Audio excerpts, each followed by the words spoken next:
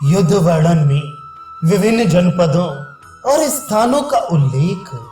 श्री वशिष्ठ जी कहते हैं, रघुनंदन, दोनों सेनाओं में जो महान धर्मनिष्ठ, सुशील, ओजस्वी, धैर्यशाली, शुद्ध, कुल कमल और युद्ध में कभी पीठ ना दिखाने वाले शूरवीर थे, उनमें परस्पर द्वंद्व युद्ध होने लगा। वे मेघों के समान गर्जना करते हुए एक दूसरे को निगल जाने के लिए उत्सुक हो, दो नदियों के वेग युक्त प्रवाहों के समान एक दूसरे से भिड़ते और टकराते थे। चक्रधारी योद्धा चक्रधारियों से उलझ गए, धनुर्धर भी धनुर्धरों से भिड़ गए। खड्ग से युद्ध करने वाले सैनिक खड्गधारियों से जूझने लगे, भाले वाले भाले वालों से, मुदगरधारी मुदगरधारियों से, गदाधारी गदाधारियों से, शक्ति से युद्ध करने वाले शक्तिधारी योद्धाओं से, छुरे वाले छुरे वालों से, त्रिशूलधारी त्रिशूलधारियों से, और लोहे की जंजीरों का जालीदार कोट पहनने वाले योद्धा अपने जैसे ही विपक्षी योद्धाओं से इस तरह वेग पूर्वक युद्ध करने लगे, मानो प्रलय काल के विक्षुब्ध महासागरों की तरंगे आपस में टकरा रही हों। वे युद्धाकाश रूपी महासागर वहां अद्भुत शोभा पा रहा था। क्षोभ पूर्वक चलाई गई चक्र समूह उसमें भंवर के समान जान पड़ती थी। वहां बहने वाली वायु में बाण रूपी जल के कण व्याप्त हो रहे थे और आयुध रूपी मगध उसमें सब ओर विचर रहे थे। विद्या, बुद्धि, बल, शौर्य, अस्त्र शस्त्र, अश्व, रथ और धनुष, ये युद्ध के दिव्य 8 साधन जिनके पास मौजूद थे। ऐसे सैन्य समूह दो पक्ष होने के कारण आधे आधे भाग से दोनों पक्षों में बंटकर क्रोधपूर्वक युद्ध के लिए खड़े थे। वे दोनों नरेश, विदुरथ और सिंधुराज भी तदनुसार ही स्थित थे। रघुनंदन, मध्य देश को मुख्य स्थान मानकर वहीं से दिशा की गणना करने पर लीला के पति महाराज पद्म, जो वर्तमान जन्म में विदुरथ थे, उनके पक्ष में उनकी सहायता के लिए पूर्व दिशा से जिस जिस जनपद के लोग आए थे उन सबके नाम बताता हूँ, सुनो। पूर्व दिशा में स्थित जो कौशल, काशी, मगध, मिथिला, उत्कल, मेखल, करकर, मुद्र, संग्राम शौंडक, मुख्य, हिम, रुद्र मुख्य, ताम्रलिप्त, प्राग ज्योतिष, अश्वमुख, अम्बष्ट, पुरुषाधक, वर्णकोष्ठ, सविशोत्र, आमीनाशन, व्याघ्र वक्त्र, किरात, सौवीर और एक पादक, ये 24 जनपद हैं। इनके निवासी योद्धा राजा की सहायता के लिए आए थे। इनके सिवा पूर्व दिशा में जो माल्यवान, शिवी, आंजन, वृषल, ध्वज, पद्म तथा उदयगिरी नामक 7 पर्वत हैं, वहां के निवासी भी राजा पद्म के पक्ष में पधारे थे। पूर्व दक्षिण दिशा में जो ये विंध्य आदि के निवासी हैं, वे भी आए थे। इनके अतिरिक्त चेदी, वत्स, दशाण, अंगभंग, उपभंग, कलिंग, पुंड्र, जठर, विदर्भ, मेखल, शवरानन वर्ण, कर्ण, त्रिपुर, पूरक, कंटक स्थल, पृथक दीपक, कोमल, कर्णांध्र, चौलिक, चारमाण्य भक्त, काकक, हेमकुंड, शमश्रुधर, बलग्रीव, महाग्रीव, किष्किंध और नालकेरी, इन देशों के निवासी वीर भी लीलापति की सहायता में आई थी। रघुनंदन, दक्षिण दिशा में जिन जिन देशों के नरेश लीलापति के सहायक थे, उनके नाम इस प्रकार हैं: विंध्य, कुसुमापिंड, महेंद्र, दरदुर, मलय और सूर्यवान।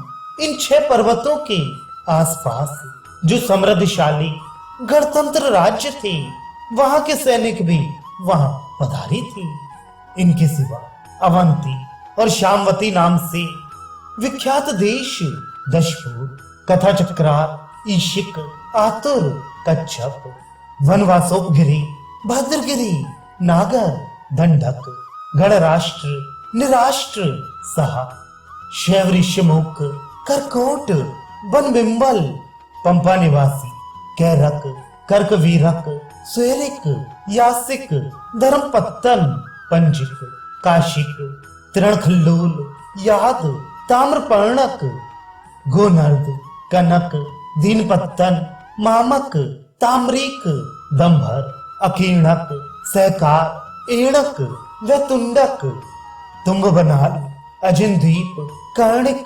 कर्णिकाभ, शिवी, कोंकण, चित्रकूट, कर्णाट, मंटवटक, महाकटकिक, आंध्र, कोलगिरी, अवंतिक, निचेरिक, चंडायत, देवनक, क्रौंच, वाह, शिलाक्षरोद, भोनंद, मर्दन, मलय और चित्रकूट शिखर के वासी मनुष्य तथा लंका के राक्षस गण भी उस युद्ध में सम्मिलित हुए थे।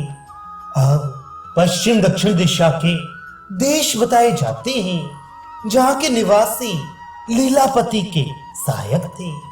महाराष्ट्र, सौराष्ट्र, सिंधु, सौवी, शूद्र, आभी, द्रविण, कीकट, सिद्धखंड, कलिरोह, हेमगिरी, रेवतक पर्वत, जय कच्छ, मैवर, जहां यवन जाति के लोग रहते थे, भाइक, मार्गणावंत, धूम्र, तुम्बक, लाजगढ़, उक्त दिशा के पर्वतवासी, समुद्र तटवर्ती तथा तोकन्यूत नामक स्थान के निवासी, ये सब लीलापति की सहायता में आई थी। रघुनंदन, जो लोग लीलापति के विपक्ष में आए थे, उनके इन जनपदों का वर्णन सुनो। पश्चिम दिशा में जो ये ऊंचे और बड़े बड़े पर्वत हैं, पहले उनके नाम बताए जाते हैं। गिरिराज मणिमान, कुरार्पण गिरी, वन, अर्कह, मेघभव, चक्रवान और अस्ताचल, इन सबके निवासी उक्त नरेश के विपक्ष में आई थी। इनके अतिरिक्त जो काश नामक गणों और ब्राह्मण समूहों का अंत करने वाली हैं, वे पंचजन नामक गणतंत्र राज्य के सैनिक भी युद्ध के लिए आई थी। इसी प्रकार भारत तत्, पारक, शांतिक, शैब्य, आर्मरकाय, अच्छ, अघुत्त, अनियम, है, सुहागाय, ताजिक, हूणक, दक्षिण कतक और उत्तर कतक देशों के पार्श्व भागों में स्थित कर्क देश, गिरिपर्ण और अवम, इन सब देशों के निवासी मिलिच्छ जात के अंतर्गत हैं, क्योंकि इन्होंने धर्म की मर्यादा का सर्वथा त्याग कर दिया है।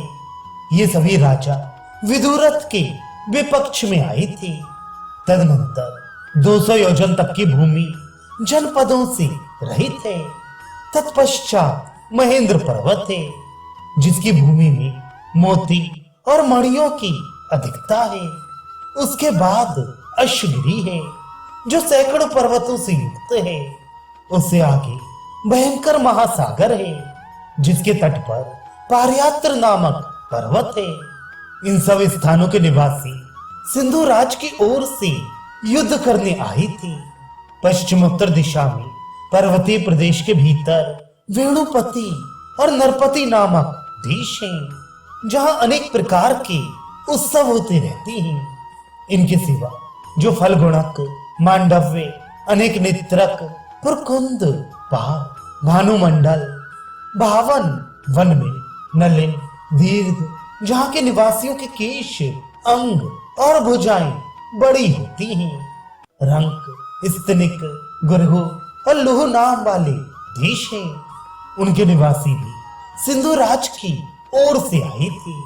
तदनंतर अनुपम स्त्री राष्ट्र है, जहाँ के लोग गाय बैल और अपनी संतान तक को खा जाते हैं। इन सब स्थानों के निवासी उस युद्ध में सम्मिलित हुए थे। उत्तर दिशा में जो हिमवा, क्रौंच, मधुमान, कैलाश, वसुमा और मेरु पर्वत है, तथा इन सब के आसपास जो शाखा पर्वत हैं, उन पर जो लोग निवास करते हैं, वे सब योद्धा सिंधु राज की ओर से युद्ध करने के लिए आई थी। इनके सिवा मद्र, वारे, योधे, मालव, शूरसैनिक राजन। अर्जुना तने तिरगर्त एक पात क्षुद्र आंबल स्वस्थवासी अवल प्रखल शाक क्षेम धूर्ति दश धान गावसन दंड हन्यसन धनद सरक वटधाम अंतर्द्वीप गंधार अवंती सुर तक्षशिला वीलव गोधनी पुष्करावर्त देश के अंतर्गत यशोवती नाभिमती तिक्षा कालवर काहक नगर सुरभूतिपुर रथकादर्श अंतरादर्श पिंगल पांडव्य यामुन यातुधानक मानव नांगन हेमताल ससमुख इन देशों के निवासी भी उस युद्ध में सिंधु राज की ओर से आई थी। उपर्युक्त देश पर्वत से नीचे हैं। इनसे ऊपर की ओर पूर्वोक्त हिमवान वसुमान क्रौंच और कैलाश नामक पर्वत हैं। उनसे आगे बढ़ने पर 8000 योजन तक की भूमि जनपदों से रहित है। पूर्व उत्तर दिशा में जो जनपद हैं क्रमशः उनके नाम सुनो।